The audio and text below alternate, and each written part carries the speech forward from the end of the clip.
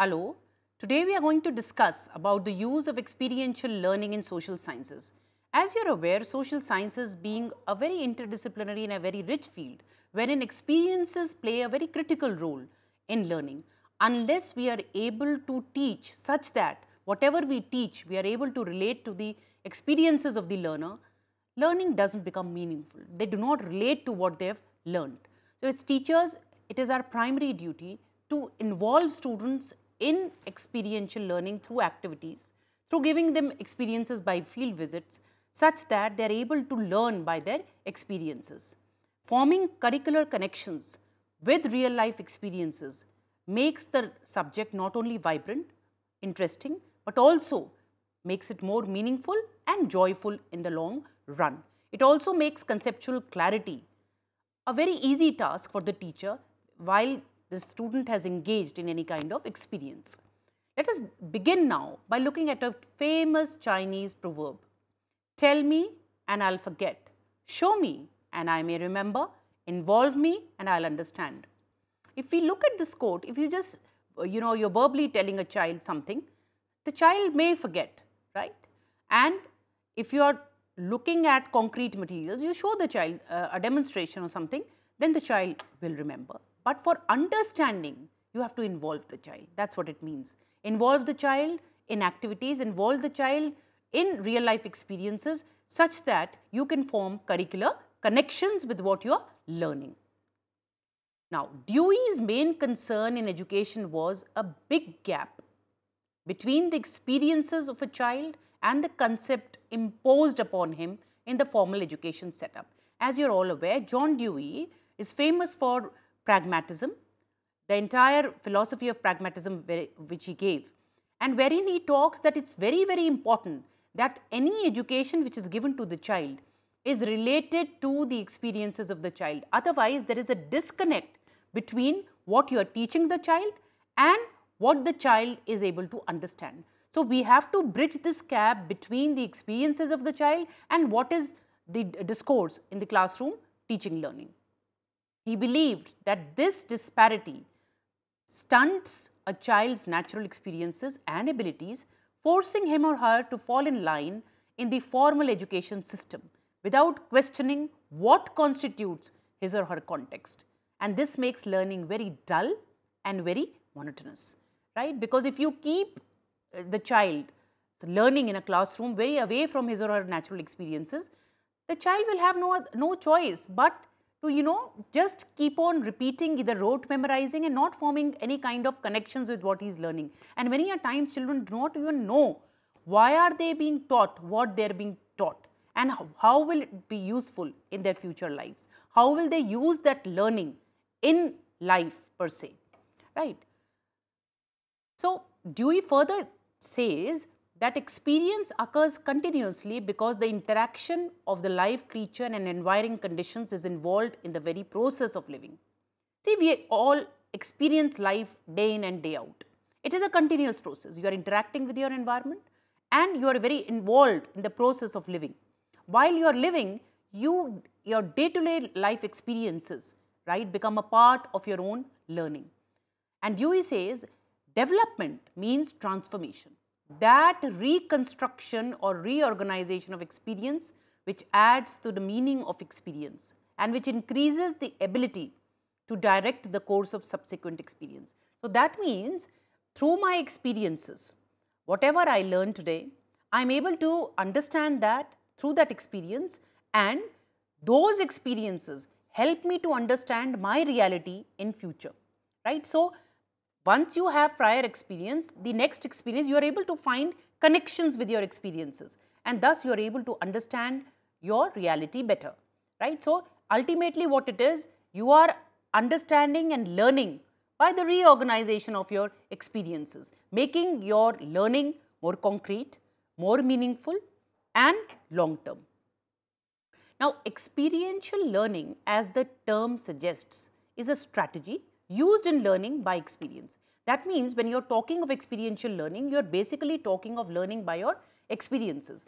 Now, with respect to use of experience learning in social sciences, we need to understand that the teacher has to very carefully think what are the kind of experiences, what are the variety of experiences, what is the diversity of experiences I would like to give my learners to understand a particular concept, right? So, we have to choose which are the experiences I would like to expose my learners such that, the experience becomes very meaningful and is central to the very, task of learning.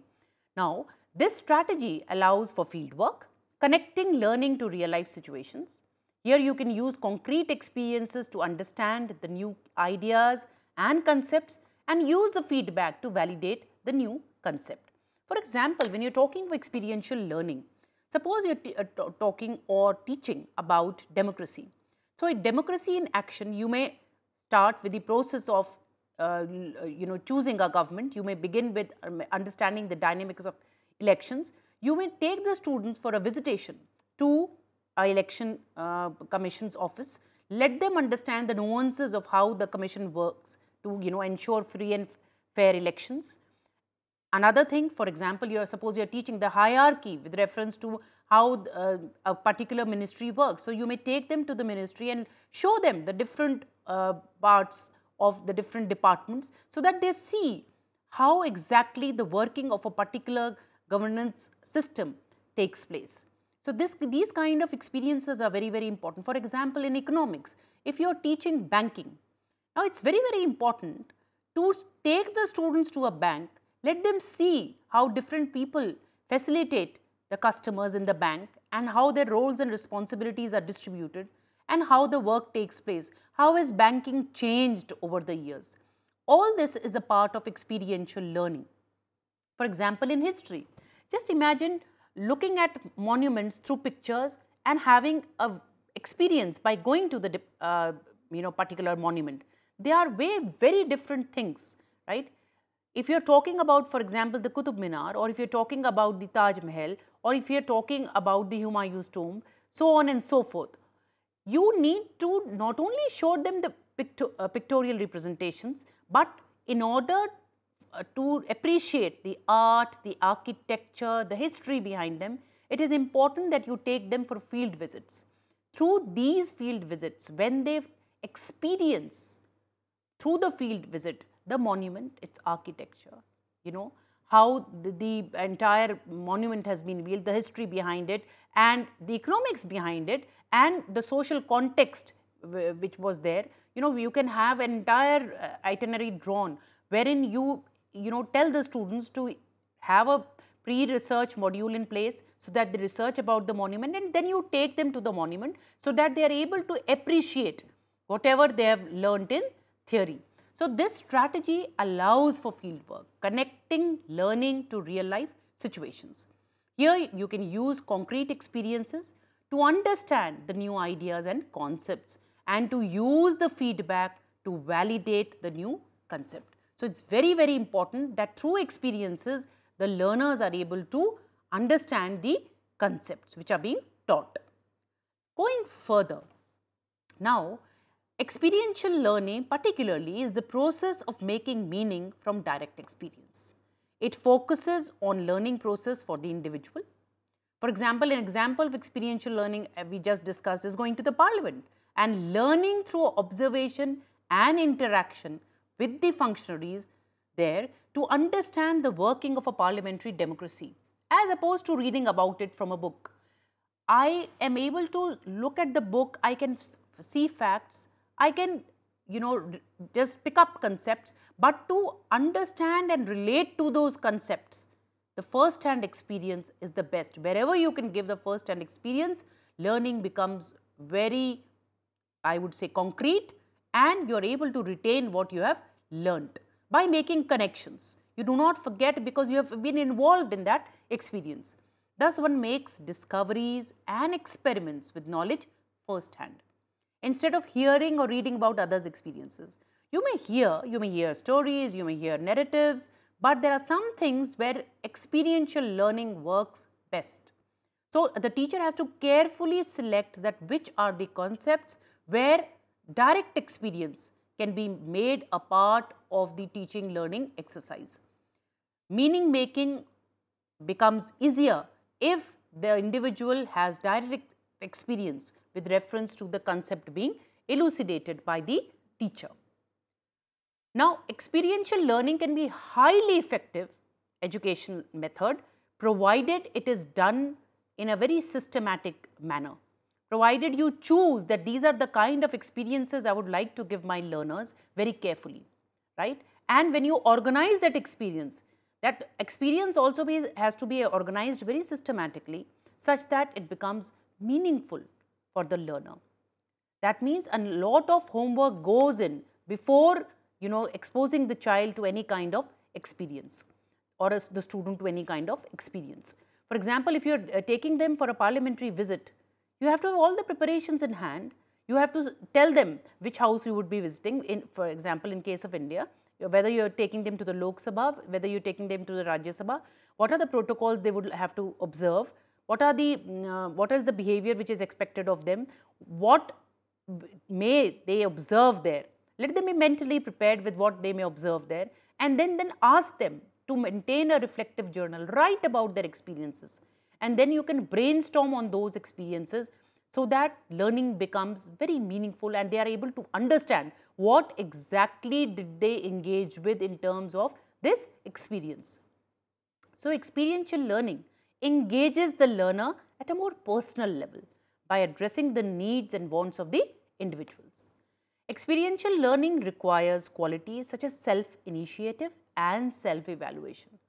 The process of experiential learning allows one to learn new skills, new attitudes, or even entirely new ways of thinking. Because while you experience, you think about what you're observing, you critically reflect on your experience, right? You may pick up many values through those experiences. For example, if you're teaching poverty, right, in social science, and you take them to a locality where you find that people who are economically marginalized are living, let them understand the exact pain behind deprivation, how privileged they are, and in terms empathize, right? Empathize that and how they can make a difference to the lives of other people around them, and how they can also take onus of responsibility to become agents of transformation of this social reality together, right? Let them interact with people of different communities, let them interact with people of different castes, different regions, different communities, such that they also understand the concept of multiculturalism and multilingualism and, of course, diversity in all its forms. India being a very plural society, it is very, very important for students to understand that we live in a place which is so diverse, and this diversity is to be appreciated and is to be respected by all means. It is a land where we all, with different languages, with different castes, from different races, from different social backgrounds, from different economic backgrounds, live together in harmony. And this is the essence of the social fabric of our country. So, these kind of experiences where you expose them to different cultures through interactions in the field enable the student to understand the different constitutional values which are enshrined in the Constitution of India. Whether it's the value of justice, whether it's about freedom, right? Whether it's about equality, we are able to show them in action, and thus they are able to appreciate these values, develop positive attitudes to inculcate the same, and of course learn new skills by moving in the field. Moving further, experiential learning can be highly effective as an educational method. As we discussed, it engages the learner at the personal level by addressing the needs and wants of the individual. Because you are involved in what you are learning, you are able to relate to what you are learning, and thus you are able to understand the dynamics of what you are learning. So, that is extremely important that these experiences are picked up by the teacher very carefully, that what are the kind of experiences in this particular lesson which will make this lesson more worthwhile, more interesting, and help in the retention of concepts. So, the role of the teacher here is to facilitate the experience such that learning becomes meaningful. Now, it requires qualities of self-initiative and self-evaluation. That means when you take the students for the experiential learning exercises in the terms of field visits, etc. Not only do the students need to have this self-initiative to go in the field and learn, the teacher also needs to have the self-initiative to look at how the experiential learning process is moving, so that the teacher works as a facilitator in this. And of course, when you go for experience, self-evaluation is also very, very important. That means you have to think, what did you learn from this experience? How did this experience change you from what you were, in terms of attitudes, in terms of skills, in terms of values, in terms of knowledge pools, so on and so forth. So self-evaluation is also very, very important in this. Now, the process of experiential learning allows one to learn new skills, new attitudes, or even entirely new ways of thinking, right? Many a times when you go for field visits and what you see there, it changes the way you think. It changes your attitude, it changes the way you perceive the world. So your social reality changes through your experiences, right? It is true that an important role is played by experience in the learning process. So a fun-loving learning environment with plenty of laughter and respect for learners' abilities also fosters an effective experiential learning environment. Now, when you say a fun-loving environment with plenty of laughter and respect for learners' abilities, that means when you are talking of, having experiences such that the learner is able to make curricular connections, you need to decide or think of the age group of the learners, the interest of the learners, the abilities of the learners, so that their potential is driven to the peak, brought it to the peak, and they learn effectively. You have to have activities, you have to have field visits, which are not only connected to the curriculum, but are also interesting. Students feel involved. So for that, it is also very important that you distribute roles and responsibilities to each one of them before they undertake any kind of experience. For example, if you're talking of sustainable development, if you're talking of conservation, it's very, very important that all of them are involved in a conservation activity together. For example, if you say that they need to be involved in an environmental concern, such as rainwater harvesting, and how would they increase the awareness in their local communities with reference to rainwater harvesting and with respect to conservation of water, you might form small groups and let them go to the community, give them a questionnaire, give them a write-up, such that they are able to go door to door, conduct surveys whether the rainwater harvesting systems are in place or not, and also make people aware with reference to the advantages of rainwater harvesting with reference to conservation. So it's extremely important that the activity itself with reference to the experiences which you are giving them becomes very interesting, and it is an activity which students enjoy. They enjoy being together, learn as a team through those experiences which of course are connected to the curriculum. One has to be very, very careful when you're talking about experiential learning. Let it not just be a fun activity with no curricular connections. It should not be a pleasure trip if you're talking of the field trips, but it has to be something where they understand what they are doing and why they are doing and how it is connected to the curriculum, right? So, for example, if you're teaching them the working of or the governance done by a panchayat, it's important that they are taken to a village and they see the working of the panchayat in action, that how they look at different roles and responsibilities, how roles and responsibilities are distributed, and how exactly do the members of the panchayat work together in making their village governance better day by day, right? Such that when they read about the panchayat, they are able to form connections with reference to what exactly the panchayat does in a village, right? So it's important that these curricular connections help them to understand. So whenever you're going to talk about the panchayat, this child can immediately form connections because the child has gone to the village and seen that. So that experience will stay with the child for an entire lifetime, right? Moving further. An effective teacher is the one who practices experiential learning and is passionate about his or her work. He or she is able to immerse participants totally in the learning situation, allowing them to gain new knowledge from their peers and the environment created. These teachers stimulate the imagination, keeping participants hooked on the experience.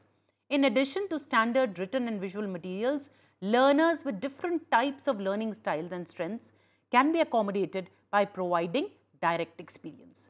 So, experiential learning enables one to understand what you are learning by making these connections, and an effective teacher is the one who enables learners to form these connections, and it becomes an experience to remember for a lifetime, thus making their learning meaningful, and they're able to absolutely understand that what exactly does this experience mean for me? How will I use this experience in my life further? How will this learning benefit me as a learner? Because most of the times when learners are not able to connect to their social reality or to their life experiences, they really don't know why they are studying what they are studying and what use it will, and as a result they forget after some time, or they resort to rote memorization just for examinations, which makes the entire exercise of education futile.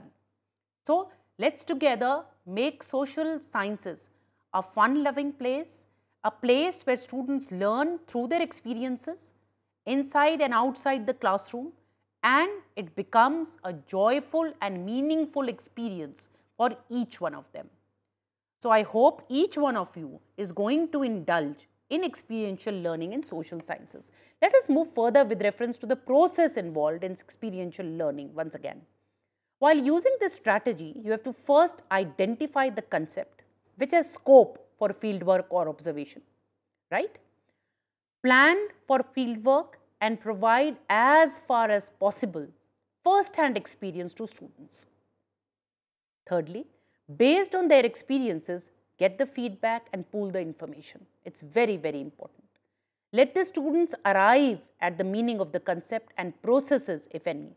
And finally, create a context for validation of the acquired new concept, right? If they've gone for a field visitation, they've experienced something, it's important that based on their experiences, whether it's in the form of a reflective journal, whether you brainstorm together what you have learned and what exactly does this concept mean for them now, and how has the concept changed through this experience, it's very important that this validation takes place, right? So, it's important that once this experiences have been undertaken by the learners, they discuss it threadbare such that learning takes place. Okay, now let me illustrate the concept experiential learning through a few examples. For example, if you're talking of the concept of governance, you have to begin with understanding that what are the different realms of governance and how exactly does a government govern. So, telling them about the different parts of the executive, the judiciary, okay, then you move on to lawmaking, and it's important that you take them to the parliament, you take them to the court. It's important to look at how the civil society operates, for example, what is the role of the police station, so on and so forth, and how exactly effective governance by the different ministries is undertaken, right? So, the entire concept can be illustrated by taking them to the field through field visitations, right? Another example which you may take, for example, in social sciences, if you're teaching geography, right? And in geography, if you're talking of different kinds of soils, so you can take them to the field, let them see the different kinds of soils, right? And if you feel that the different kinds of soils are not located in one particular, so you can take them, for example, in Delhi, you can take them to Indian Agricultural Research Institute, where they have samples of different kinds of soils and they may experience that. Or with reference to if you are teaching about agricultural practices or agricultural produce, let them go to the field and see, okay? For example, if you are teaching the wholesaler and the retailer and all those concepts about in economics, for example, take them to the market, take them to a wholesaling place, take them to the retailers and then to the shopkeepers, and let them experience this chain and how the good entirely exactly reaches the consumer.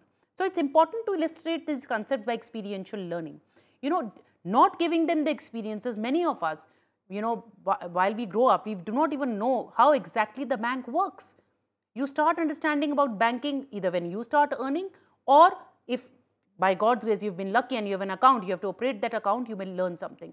But it's important to introduce this concept of banking right when you teach banking in social sciences, in economics, so on and so forth, right? So it's important that experiential learning becomes a very, very important part of the classroom discourse through field visits, such that learners together understand by their experiences and learning becomes concrete, joyful and meaningful in the long run. So, I hope you have understood the meaning of experiential learning. What exactly does it mean to experience and to learn from those experiences? As teachers, the onus of responsibility lies on you to understand that experiential learning ultimately enables you to translate even abstract concepts to simple ones, because they see the reality in action, they see how the concept unfolds in front of their eyes, and as a result, they are able to appreciate it through their experiences. So, with these words, I hope experiential learning is used by you through field visitations and other concrete experiences which you may give in the classroom also. Wish all of you all the best for using experiential learning in social science teaching. Thank you very much.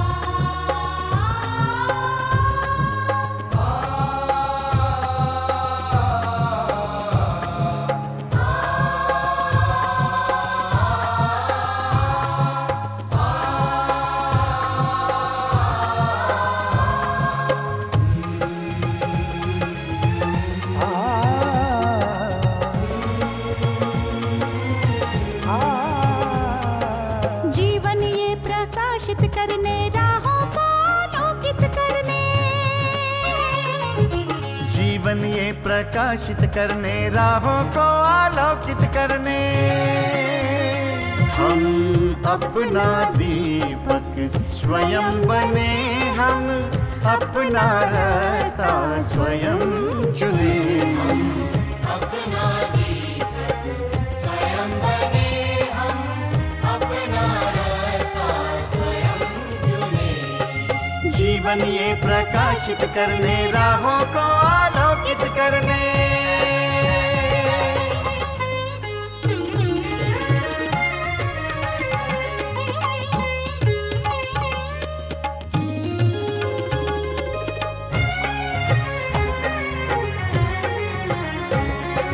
धन साधन समय की सीमा से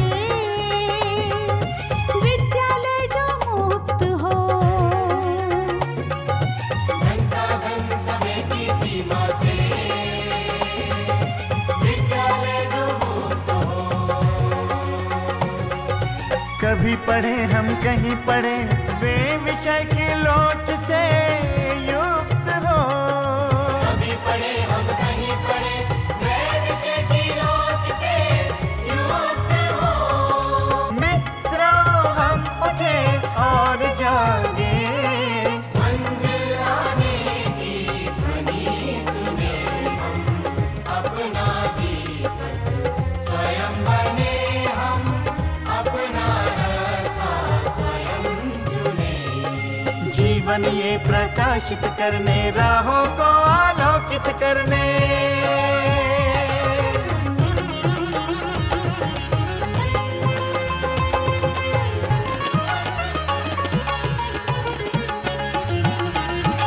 राष्ट्रीय मुक्त विद्यालय का है द्वार खुला सबकी खातिर।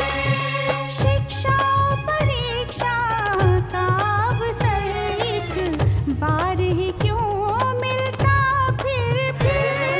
शिक्षा और परीक्षा का अवसर